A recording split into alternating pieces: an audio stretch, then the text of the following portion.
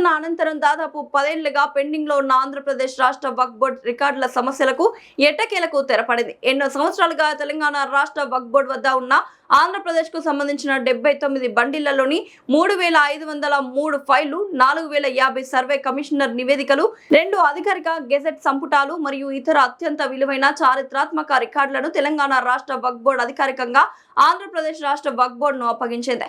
ఈ సందర్భంగా ఏపీ వక్ఫ్ board chairman Abdul Aziz మాట్లాడుతూ, ఇది కేవలం రికార్డుల బదిలీ కాదని వక్ఫ్ ఆస్తుల హక్కులను పరిరక్షించే కీలక ఆధారాలు ఆంధ్రప్రదేశ్ కు తిరిగి లభించిన చారిత్రాత్మక ఘట్టమని అన్నారు. రాష్ట్ర విభజన తర్వాత ఈ రికార్డుల లభ్యత లేకపోవడంతో వక్ఫ్ ఆస్తుల పరిరక్షణ, యాజమాన్య హక్కుల నిర్ధారణ, ఆక్రమణల తొలగింపు, న్యాయపరమైన వ్యవహారాల నిర్వహణ వంటి అనేక కీలక అంశాలు ప్రభావితమయ్యాయని తెలిపారు. ఈ సమస్యను పరిష్కరించడం తన బాధ్యతగా భావించి చైర్మన్ గా బాధ్యతలు స్వీకరించినప్పటి నుంచి తెలంగాణ రాష్ట్ర వక్ఫ్ బోర్డు చైర్మన్ ఉన్నతాధికారులతో పలుమార్లు సమావేశాలు నిర్వహించి నిరంతర అనుసరణతో ఈ లక్ష్యాన్ని సాధించామని తెలిపారు.